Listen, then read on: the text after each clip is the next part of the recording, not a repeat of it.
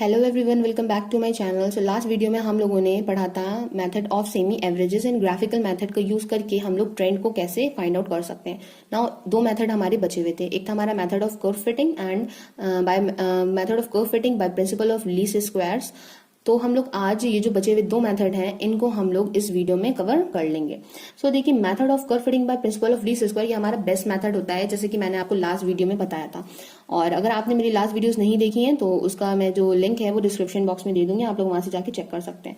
सो इसमें देखिए क्या होता है कि हम लोगों को एक लीनियर इक्वेशन दी होगी या फिर आपको नॉन लीनियर इक्वेशन भी दी होगी। तो दोनों ही लीनियर इक्वेशन या नॉन लीनियर इक्वेशन आप उनका यूज करके इस मेथड का यूज करके आप लोग फाइंड कर सकते हैं ट्रेंड को।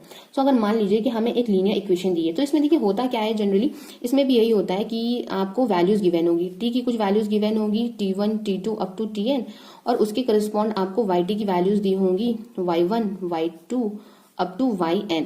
तो आपको वैल्यूज दी होंगी, तो उन वैल्यूज को ही आपको यूज करके आपको जो आपकी इक्वेशन दी है उसको फिट करना होगा। तो इसी मेथड को हम लोग कहते हैं प्रिंसिपल ऑफ लीस्ट स्क्वायर। तो देखिए होता क्या है, जैसे कि मान लीजिए Yt is equals to a plus bt। तो ये आपकी एक लीनियर इक्वेशन दी हुई है। तो इसको देखिए अब हम लोग किस तरह से फिट करेंगे। तो ये फिट करने के लिए हमें ये जो कांस्टेंट a और b है इनकी वैल्यू पता होनी चाहिए। तो इनकी वैल्यू पता चल जाएगी तो डिफरेंट टाइम पीरियड पे हम लोग Yt के डिफरेंट वैल्यूज को फाइंड कर लेंगे। तो सिंपल देखिए क्या हो सकता है, इसमें सबसे पहले हम लोग क्या निकालेंगे, सम ऑफ स्क्वायर निकालेंगे ड्यू टू एरर्स। तो उसके लिए देखिए हम लोग इसको SE स्क्वायर से रिप्रेजेंट करते हैं। देन उसके बाद हम लोग यहाँ से समेशन ले लेते हैं। इन सारी वैल्यूज को हम लोग लेफ्ट हैंड साइड पे भेज देते हैं। तो ये हो जाएगा Yt minus a minus bt का होल स्क्वायर। ओके, अब हम लोग देखिए, अब हम लोगों को निकालना है किसकी वैल्यू, a की और b की वैल्यूज निकालनी है। तो a b की वैल्यूज फाइंड करने के लिए हम लोग करते ये हैं कि इसको हम लोग डिफरेंशिएट करते हैं partially with respect to a। Then उस इक्वेशन को हम लोग इक्वेट कर देते हैं 0 से। तो देखिए del SE square by del a, तो a के रिस्पेक्ट में जब डिफरेंशिएट करेंगे ये हो जाएगा 2 summation Yt minus a minus bt। तो a के रिस्पेक्ट में यहाँ पे करेंगे तो देखिए ये आ जाएगा -1। देन इस पूरी इक्वेशन को हम लोग इक्वेट कर देंगे 0 से। तो 0 से जब इक्वेट करेंगे तो देखिए 2 एंड -1 ये हट जाएगा। तो हमारे पास टोटल बचता क्या है, हमारे पास बचेगा summation over d Yt minus, अब देखिए ये जो हमने समेशन लिया है तो समेशन हमारी t की वैल्यूज जो है वो 1 से n तक जा रही है। तो इसका मतलब ये हो जाएगा na minus b summation over t। तो समेशन ओवर t लग जाएगा इज इक्वल टू 0। तो ये हो जाएगा मैं हमेशा मेरा summation Yt is equal to na plus b summation t। तो देखिए ये हमारी आ जाती है इक्वेशन नंबर 1 मान लीजिए आप इसको, और इसको आप मान सकते हैं इक्वेशन स्टार। तो देखिए यहाँ से एक इक्वेशन आ गई आपकी। नाउ अब आपको क्या करना है, इस ही इक्वेशन को डिफरेंशिएट करना है partially with respect to b। तो ये हो जाएगा SE स्क्वायर, तो del SE square by del b is equal to, अब देखिए b के रिस्पेक्ट में डिफरेंशिएट कर रहे हैं तो ये हो जाएगा हमारा 2 समेशन, ये हो जाएगा Yt minus a minus bt।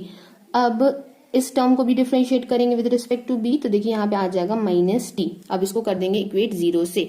तो हमारे पास फाइनल जो रिजल्ट आ जाएगा, आप लोग देखिए यहाँ से जब हम लोग t यहाँ से -1 एंड 2 इसको हम लोग 0 की तरफ भेज के इसको गायब कर देंगे। देन यहाँ से जब देखिए t जो है ये यहाँ पे मल्टीप्लाई हो जाएगा तो ये आ जाएगा summation t Yt is equal to a summation t plus b summation t square. ये लास्ट वाला टर्म यहाँ से आप लोग देख सकते हैं। तो देखिए ये आ जाती है हमारी एक और इक्वेशन, तो ये हो जाएगी हमारी इक्वेशन नंबर 2। तो ये जो हमारी इक्वेशन 1 एंड इक्वेशन 2 आई हैं इनको हम कहते हैं नॉर्मल इक्वेशंस।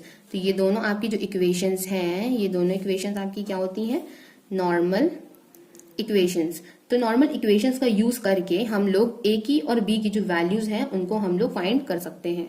तो a और b की वैल्यूज हमने फाइंड कर ली, और उस वैल्यू को अगर हम इस इक्वेशन स्टार में रख देते हैं तो हमको अपनी जो भी डिजायर्ड ट्रेंड है, ट्रेंड लाइन, वो हमें मिल जाती है। तो डिफरेंट डिफरेंट वैल्यूज अगर हम टाइम t की रखते जाएंगे तो उसके करस्पॉन्डिंग Yt की वैल्यू हमें मिलती जाएगी। तो इसको हम लोग जो ट्रेंड लाइन है तो उसको हम लोग कुछ इस तरह से मॉड के फॉर्म में रिप्रेजेंट कर देते हैं, Yt 1t then summation Yt n summation t then summation t Yt summation t then summation t square is equal to 0। अब देखिए ये कहाँ से आया, तो देखिए अगर फर्स्ट लाइन आप लोग देखोगे यहाँ पे Yt है तो हमने यहाँ लिखा Yt। देन यहाँ पे देखिए क्या है, समेशन Yt, तो summation Yt then summation t into Yt, तो t इंटू Yt।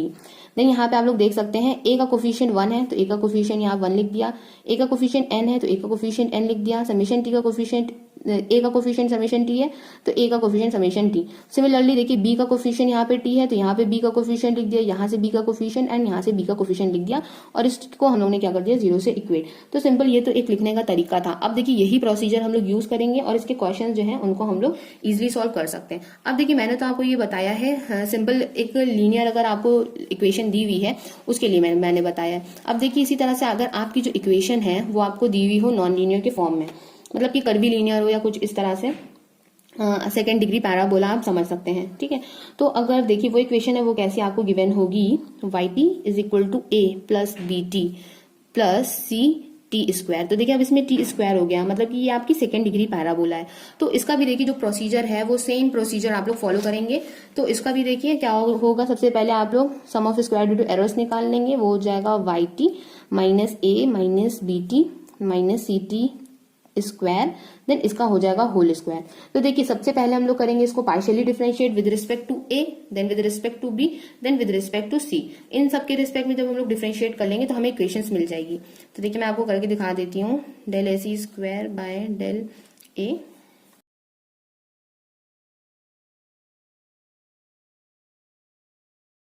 सो देखिए यहाँ पे आप लोग देख सकते हैं कि यहाँ पे देखिए हम लोग को इक्वेशंस मिल गई हैं। तो यहाँ पे देखिए मैंने डिफरेंशिएट किया विद रिस्पेक्ट टू ए, तो मुझे ये इक्वेशन मिली, मैंने इक्वेशन 1 में इसको सपोज कर लिया। देन बी के रिस्पेक्ट में जब मैंने डिफरेंशिएट किया तो यहाँ से मुझे ये इक्वेशन मिल जाती है 0 से इक्वेट करने के बाद। तो मैंने इसको इक्वेशन 2 और सी से जब मैंने पार्शियली डिफरेंशिएट किया देन 0 से इक्वेट किया, उसके बाद मुझे ये इक्वेशन मिल जाती है दिस। तो इक्वेशन 1, 2 एंड 3 ये हमारी नॉर्मल इक्वेशंस कहलाएंगी और इनका यूज करके हम लोग ए बी सी जो 3 पैरामीटर्स हैं इनकी वैल्यू इजिली फाइंड कर सकते हैं। और इनकी वैल्यू को जब हम लोग सब्सटीट्यूट करेंगे इस इक्वेशन स्टार में तो हमको हमारी एक ट्रेंड लाइन जो है वो मिल जाएगी। तो टी की डिफरेंट डिफरेंट वैल्यूज रखने पे हमें वाई टी की डिफरेंट डिफरेंट वैल्यूज पता चल जाएंगी। सो सिमिलरली जैसे हम लोगों ने ये इक्वेशन यहाँ पे निकाली थी, हम लोगों ने वाई टी समेशन टी और टी रखा था, तो इसी तरह से हम लोग इसको भी लिख सकते हैं। तो हम लोग यहाँ पे क्या लिखेंगे, वाई टी लिखेंगे, देन सेकंड हो जाएगा हमारा summation y t, then summation t y t, then summation t square y t, then उसके बाद ए का कोफिशिएंट, बी का कोफिशिएंट और सी का कोफिशिएंट लिख लेंगे। यहाँ पे मैं देखिए इसका फोटो लगा दूंगी, आप लोग देख लीजिएगा। तो यहाँ पे देखिए ये मेथड हो जाता है। अब इस मेथड की भी मेरिट्स हैं और डीमेरिट्स हैं। तो देखिए मेरिट क्या हो सकती है इसकी, सो इसकी मेरिट्स ये हो सकती हैं। देखिए हम लोगों ने लास्ट टाइम पे जो मेथड्स पढ़े थे जैसे कि मेथड ऑफ सेमी एवरेजेस या फिर ग्राफिकल मेथड, तो उसमें अगर कोई इंसान प्लॉट कर रहा है पॉइंट को तो उसमें वो कुछ अपनी बाइजनेस भी रख सकता है और वो पॉइंट को वैल्यू जो है उसकी चेंज भी कर सकता है। लेकिन ये जो बाइजनेस है ये आपके प्रिंसिपल ऑफ लीस्ट स्क्वायर में एलिमिनेट हो जाती है। तो एक ये इसका एडवांटेज हो गया। अब ये हो सकता है कि ये जो है ये मेथड ये ट्रेंड वैल्यू जितनी भी टाइम पीरियड है सबके लिए आपको प्रोवाइड करेगा। जैसे कि मान लीजिए 2000 से लेकर 2010 तक की वैल्यूज हैं, तो आपको हर वैल्यू के लिए आपको जो इसकी जो ट्रेंड वैल्यू है वो आपको मिल जाएगी। एंड जो थर्ड आपका हो सकता है मेरिट, तो थर्ड ये हो सकता है कि अगर आपको फ्यूचर पे किसी टाइम के लिए अगर ट्रेंड वैल्यू पता करनी है तो भी आप इस मेथड से पता कर सकते हो। वो कैसे, जैसे कि y t is equals to a plus b t. मान लीजिए अगर हमें जो टाइम पीरियड दिया हुआ है वो हमें 2000 से लेके 2005 तक का हमें दिया हुआ है, तो हम लोग की जो वैल्यू है टी की, तो देखिए 2005 तक दी हुई है, तो उसकी तो हम लोग निकाल लेंगे इजीली। तो उसके करस्पॉन्ड यहाँ पे जो वैल्यू आएगी, अब देखिए ए बी की वैल्यू हमें ऑलरेडी पता होगी। तो मान लीजिए वाई इज इक्वल्स टू ये हो जाएगा 2, 3, देन यहाँ पे हो जाएगा टी। सो अगर फ्यूचर की किसी भी वैल्यू पे आपको पता करनी हो, मान लीजिए इन दोनों के बीच का जो डिफरेंस है वो आपका 1111 चल रहा है, ठीक है। तो टी की वैल्यू आप यहाँ पे जब सब्सटीट्यूट करते जाओगे तो आ जाएगा। अब जैसे 2006 यहाँ पे आ जाए या फिर 2010 आ जाए, तो फ्यूचर की कोई भी वैल्यू है तो उसके लिए आप लोग यहाँ पे टी की वैल्यू सब्सटीट्यूट करके वाई टी की वैल्यू इजिली फाइंड कर सकते हो। तो मैं तो अभी आपको ऐसे ही बता रही हूँ, हम लोग जब देखिए इस पे बेस क्वेश्चन करेंगे तो आप लोग को और अच्छे से समझ में आएगा। तो देखिए ये हो जाते हैं इसके कुछ मेरिट्स। और अगर मैं इनकी डी मेरिट्स की बात करूं तो इनके जो कि डीमेरिट्स क्या होते हैं, क्योंकि ये आप लोग देख रहे हैं कि आप लोग को उसको पहले सम ऑफ स्क्वायर्स निकालना है, देन उसको डिफरेंशिएट करना है ए के रिस्पेक्ट में बी के रिस्पेक्ट में, तो ये जो पूरा प्रोसीजर है ये थोड़ा सा टीडियस और हैक्टिक हो जाता है। तो आप लोग ये कह सकते हो कि थोड़ा सा ये टाइम कंज्यूमिंग है। और अगर हम लोग कुछ न्यू ऑब्जर्वेशन इसमें ऐड कर देते हैं तो हमें कैलकुलेशन अगेन करनी पड़ती है, तो ये एक इसका डीमेरिट हो सकता है। ओके, और अगर हम लोग ये कहें कि अगर किसी नॉन मैथमेटिकल पर्सन को ये दे दिया जाए तो उसके लिए ये काफी टिपिकल हो जाता है। तो ये हो जाते हैं इसके कुछ demerit. Merit. So I hope कि आपको ये मेथड समझ में आया होगा, और अगर समझ में आया हो तो मुझे कमेंट बॉक्स में कमेंट करके ज़रूर बताइएगा। और इस पे जो बेस एग्जाम्पल्स हैं वो मैं आपको नेक्स्ट वीडियो में बता दूंगी, एंड सेमी एवरेज का भी जो एग्जाम्पल है वो मैं साथ में ही आपको बता दूंगी। तो आप लोग बताइए और इसके बारे में ज़रूर बताइएगा कि आप लोगों को ये क्लियर हो रहा है या नहीं हो रहा है। और इसके साथ साथ मैं आप लोग को ये भी एडवाइस दूंगी कि आप लोग बुक से भी पढ़ते हुए चलिए। तो आप लोग अगर बुक से भी पढ़ेंगे तो आप लोगों को और अच्छा क्लियर हो जाएगा। सो प्लीज़ कमेंट बॉक्स में कमेंट जरूर करिएगा, and thank you for watching my video. Have a nice day.